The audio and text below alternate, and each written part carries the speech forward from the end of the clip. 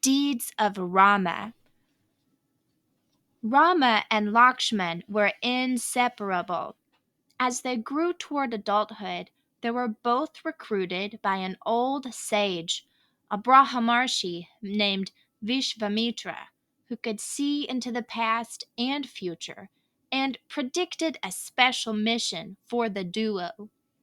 The Rishi, a high level of Brahmarshi or sage, wasted no time and began training his young recruits on how to harness the Devastras, weapons of the gods.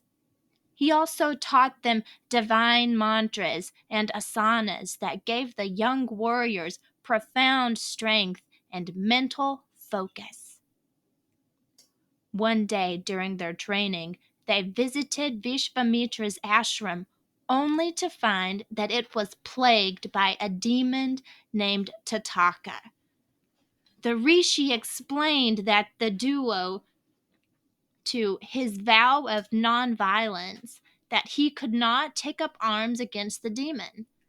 Instinctively, Rama drew back his bow, and the disrespectful demon was soon vanquished.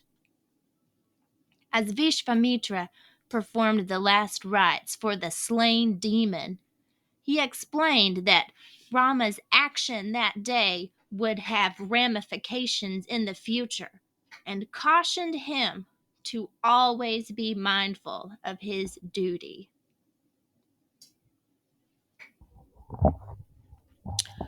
Break a bow, tie the knot. Before returning his two pupils to their kingdoms, the rishi had another vision, which led him to travel with the princes to the neighboring kingdom where an auspicious test was being conducted. The challenge was to lift the bow of Shiva, a feat that only a god could accomplish. After hundreds of noble warriors tried and failed, Vishvamitra politely asked Rama to try. In a single motion, the blue prince placed his hand on the bow and lifted it high over his head. He quickly strung the bow, but as he pulled it back, it snapped and broke into pieces. Luckily, this accident was considered a miracle and was cause for a great celebration, as whoever was able to lift the bow would also win the hand of Princess Sita, who was actually an avatara of the goddess Lakshmi.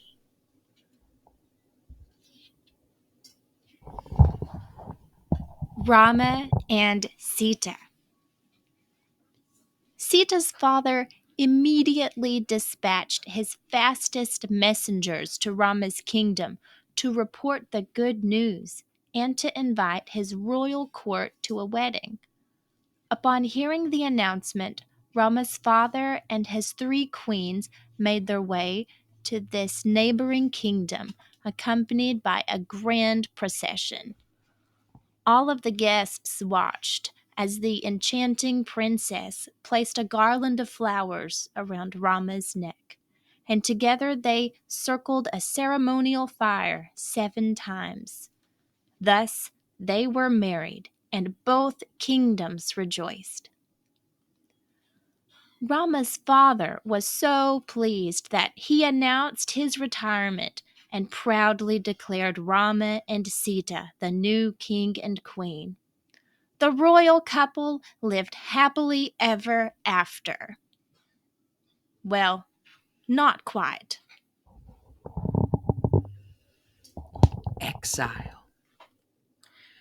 Kaikeyi, one of Rama's stepmothers, decided that her own son, Bharata, should be the next king and hatched a plot to do away with the blue prince.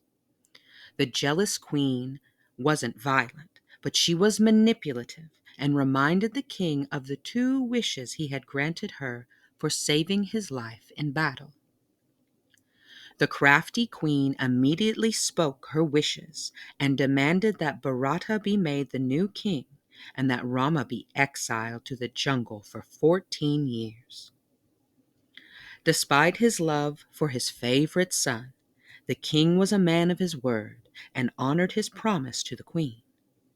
Rama was stripped of his crown at once and commanded by his father to be exiled from the kingdom.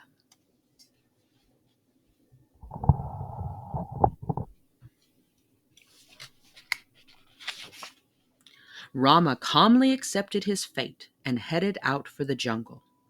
Fortunately, the prince wasn't alone, for both Sita and Lakshman were at his side. Sadly, soon after, this chapter of Rama's youth came to a close when his father, consumed by guilt, died of a broken heart.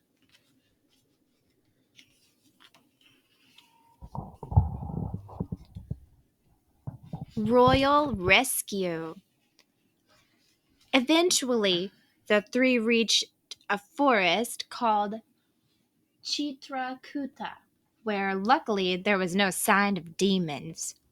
But before they could settle in, Lakshman spotted a royal procession led by Bharata, who had returned home from a neighboring kingdom after hearing some news of his father's death.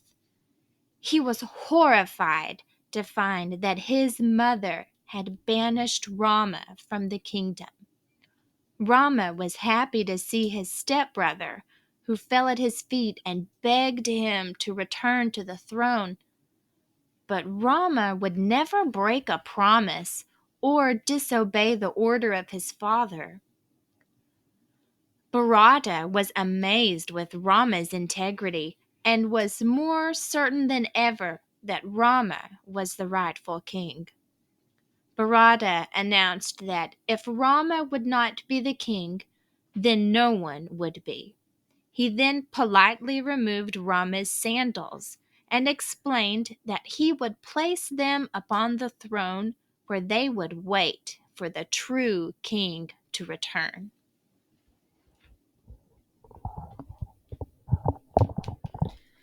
Sacred shoes. Under a cloud of gloom, Bharata returned to his kingdom and kept to his word. He placed Rama's sandals upon the empty throne to act as a symbol of Rama's rule. Bharata and Shantruga left their court and began their own exile, determined to wait out the 14 years until Rama could return. Swindled out of his kingdom by a jealous queen and stripped of his sandals by her guilt-ridden son, Rama prepared himself for a rough road ahead.